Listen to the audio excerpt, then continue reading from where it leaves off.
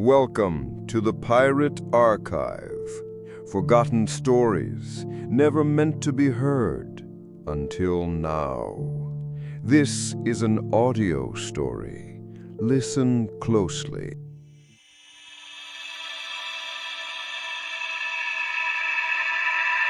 The Pirate Archive.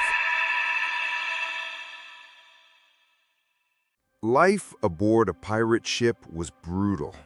Storms, sword fights, cannon fire, disease, starvation.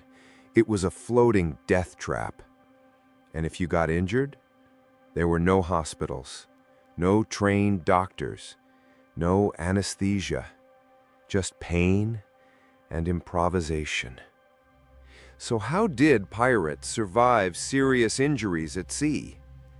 Let's talk about what really happened when a pirate broke a leg, took a bullet, or got slashed by a cutlass, and why many didn't survive to tell the tale. First, let's get this straight. Most pirate ships didn't have doctors. Surgeons were expensive, and trained ones often stayed with the Navy or merchant fleets. Pirates, being outlaws, relied on whoever had the most experience with wounds, and sometimes that just meant the cook or carpenter. Yes, the ship's carpenter often doubled as a surgeon. Why? Because he had the tools: saws, knives, clamps. He wasn't trained in medicine, but he knew how to cut, and when it came to treating injuries, cutting was often the only option. Amputations, the last resort. Let's start with one of the most dreaded procedures at sea: amputation. If a pirate took a cannonball to the arm or a musket shot to the leg, the wound could get infected fast, and in a world without antibiotics, infection was a death sentence. To survive, the injured limb had to be cut off, quickly and completely. The process was horrifying. The patient would be given rum or opium if available, anything to dull the pain. Then the surgeon would take a knife and cut through the flesh, muscle, and tendons. Next came the sawing through bone. No clean tools, no sanitation, just raw survival. Afterward, the stump would be cauterized, burned with a hot iron to stop the bleeding and kill bacteria. The smell of burning flesh was unforgettable, the pain unimaginable. And yet, many pirates survived this.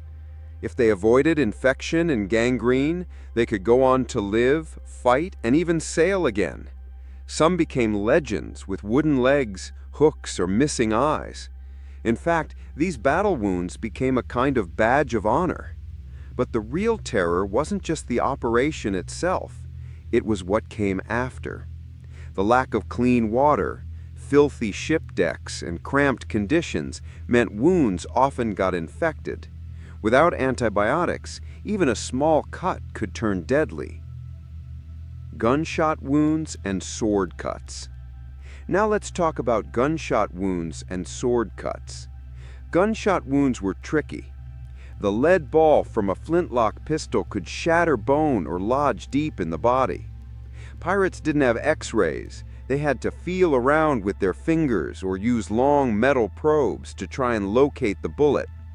If they could get it out, they'd pack the wound with rags or herbs and hope for the best.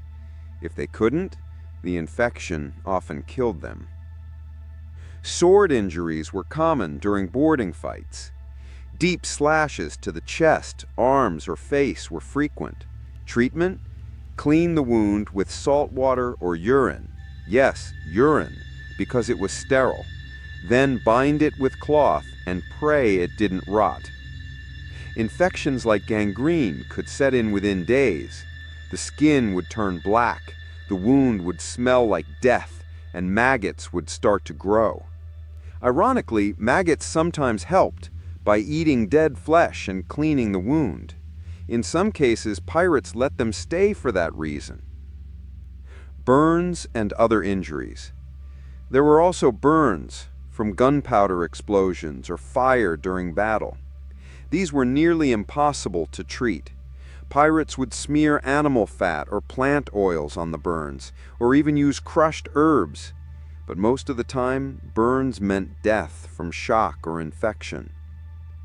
Disease, the invisible enemy. And what about disease? Pirates lived in filthy, cramped conditions. Rats, fleas, spoiled food, and dirty water meant they were constantly battling scurvy, dysentery, typhus, and more. Scurvy, caused by lack of vitamin C, made gums bleed, teeth fall out, and wounds refuse to heal. The only real cure is fresh fruits or citrus, but on long voyages, that was almost impossible to get. Some pirate captains, like Bartholomew Roberts, actually stocked lemons or limes, not out of kindness, but because a healthy crew fought better. Pirates knew scurvy was deadly. There were records of crews dying by the dozens just because their diet was nothing but salted meat and hardtack biscuits. The irony was, when fresh food was available, it was often sold for profit rather than shared. Dental hell. And then there were toothaches, which could turn deadly. Pirates often had rotten teeth from poor diet and no hygiene. An infected tooth could lead to a massive abscess, even blood poisoning. The solution? Rip it out with pliers, fingers, or a knife. No numbing, just pain. Still, pirates weren't completely hopeless when it came to medicine. Many had folk knowledge, using plants, roots, and traditional remedies. Caribbean pirates in particular learned from local populations and enslaved Africans who had knowledge of natural medicine. They used oil for burns, garlic for infections, tobacco leaves to pack wounds, rum as antiseptic and painkiller. Rum was practically universal. It was used for everything: sterilizing tools, calming nerves, dulling pain, and sometimes just to get a man drunk enough to survive surgery. Pirates believed in rum so much that a shot before surgery was routine, not to save lives, but to help the patient face agony without screaming. Mental trauma and the sea's cruelty. Mental trauma wasn't treated at all. Pirates who went mad from fever, fear, or stress were often thrown overboard or locked in a storage hold. The sea had no space for the weak. Stories exist of pirates driven mad by fever, screaming in delirium while chained below deck, slowly dying from infection or exposure. It was a world without mercy. And yet, some pirates did survive horrible injuries. They adapted, improvised, and leaned on each other. A strong pirate crew was like a family. If you saved your crewmate in battle, you earned respect. And if you suffered a wound for the crew, you might be rewarded with extra shares of treasure or protection. Many pirates accepted pain as part of the job. They knew death was always near, from the ocean, from the navy, from battle, or disease. That gave them a kind of fearlessness, and sometimes that made them even more dangerous. Legends behind the scars. Pirate legends often talk about wooden legs and eye patches, but every missing limb or scar had a brutal story behind it. These weren't trophies. They were marks of survival in a cruel and unforgiving world. So the next time you picture a pirate with a hook for a hand or a patch on his eye, remember, he probably earned it the hard way. Not in a movie, but in a brutal world where survival meant cutting off your own leg with a saw heated in fire and hoping the rum was strong enough to make you pass out. It's a reminder that behind the legend of pirates, behind the gold, the rum, and the adventure, was a world of unimaginable pain. And those who lived through it, they weren't just lucky. They were hard, desperate, and absolutely fearless.